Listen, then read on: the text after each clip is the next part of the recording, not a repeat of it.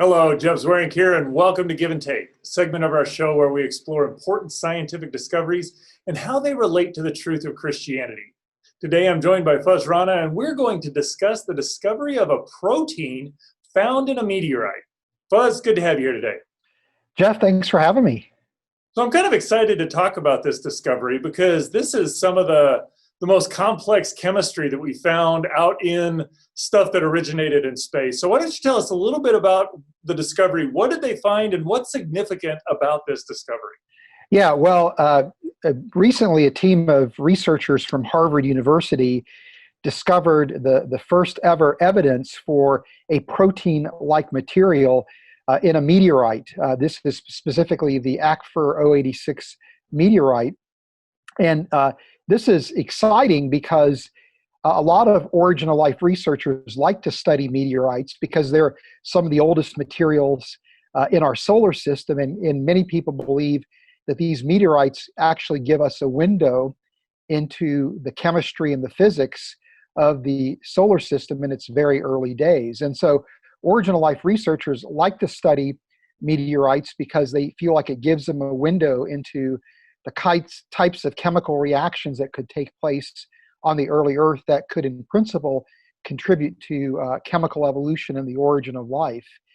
And so people have discovered amino acids in what are called carbonaceous chondrites, but this is the first time anybody's recovered a protein-like material. And so there's a lot of excitement about this work because of that.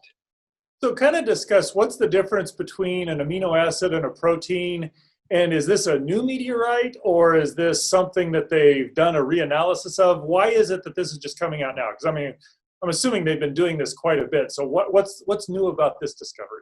Yeah, well, to your first question first, amino acids are the building blocks of proteins. And so it's one thing to discover amino acids in meteorites, but then to discover that those amino acids could combine to actually form a protein-like material is really exciting because it suggests that there are these chemical processes that could lead to complexification could generate more complex types of molecules. Now, this particular meteorite is of interest because it's known as a CV3 class of a carbonaceous chondrite, which means that it's undergone virtually no metamorphosis since its formation, no chemical or physical change, which means that it's giving us a pristine window into what was happening at the moment that the solar system formed, or maybe even a window into what was happening in the solar nebula that led to the formation of our solar system.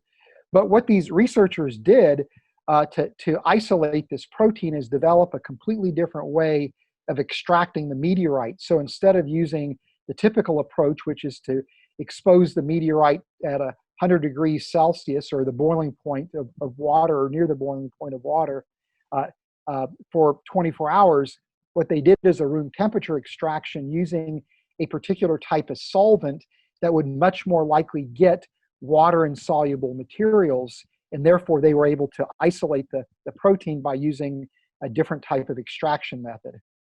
So they've taken a meteorite that is unreacted, if you will. So it gives us a look at what's going on very early.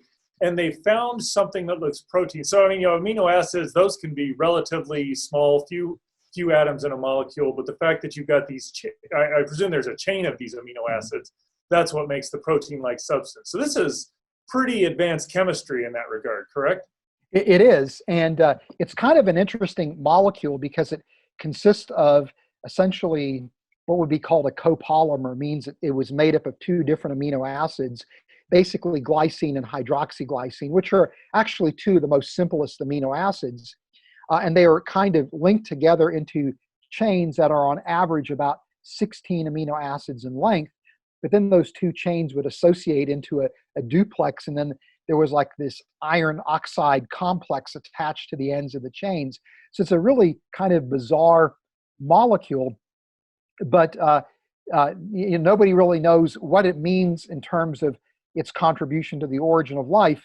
But it is a fascinating discovery, and again does suggest that things like amino acids and maybe even these small protein-like materials could have actually been present at the time that the solar system formed. It could have been indigenous to the solar system and indigenous to the Earth, kind of already creating an Earth, or the Earth would already form, I should say, with a prebiotic inventory in place that could kickstart the origin of life process.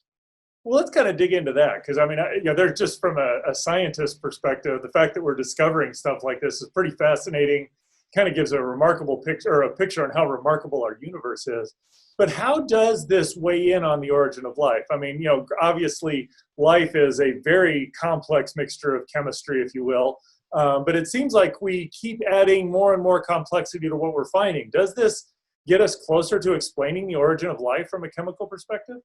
I don't think so. I mean, it clearly shows that amino acids could, in principle, combine in the early solar system to form protein-like materials. But having a relatively simple protein-like material is a far cry from the complexity of even the simplest life form.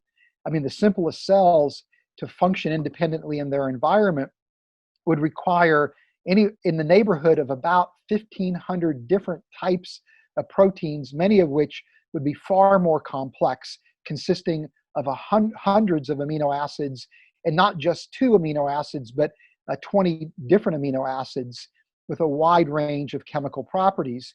So just because we can make a simple protein-like material doesn't mean that we're really any closer to understanding how the level of complexity you would need for life to exist could have ever originated through chemical evolution. So, I mean, kind of by analogy, it almost sounds like, yeah, we found a couple of bricks out there and those are really important, but we haven't found anything close to the Empire State Building. I mean, it's fascinating, remarkable, and just exciting science, but it doesn't seem like it's puts us really that much closer. I mean, you said here's one and we need 1,500 for the simplest. Seems like there's a lot more going into that than just, okay, we found a protein. Yeah, there most definitely is. And again, it's hard to describe the sheer complexity of even the simplest life form, because those 1,500 different proteins have to be able to replicate DNA or some kind of genetic material. They have to be able to produce more copies of themselves. They have to be able to make a cell wall, and then to be able to work in collaboration to extract energy from the environment in order to persist as a life form. And so, each one of those tasks, again, requires a really significant amount of biochemical complexity to pull off. But then all of those individual activities have to be integrated into this coherent system. It's, again, it's hard to describe the complexity of even the simplest cell. The best model would be if we're talking about bricks being the amino acids and a typical protein being something like the Empire State Building, then when we talk about the simplest cell, we're talking about something as complex as the city of Los Angeles or the city of New York. And so it's one thing to have a building, it's another thing to have an entire city that is functioning as an integrated unit. Well, thanks, Fez. I really appreciate your comments. When we look at creation, we just find remarkable stuff. I mean, the fact that we're looking out at meteorites, we're finding amino acids, we're finding complex molecules like proteins. It really is fascinating. But it does kind of lead to this impression that perhaps we're close to finding or explaining the origin of life. And as Fuzz has described here, it's a significant advance, but it really, when you look at what life requires, there is so much more to it that it really does look like there's a mind behind it all. In fact, it takes a mind to get it all going. I would encourage you to go to reasons.org and check out Fuzz's latest blog on this. It's called Protein Meteorite Discovery. Does it validate chemical evolution? It will give you some great insight into what the discovery is, how it weighs in on the origin of life, and equip you with tools to go out and share the gospel to those who like science, but yet are interested in knowing who the creator is who made it all.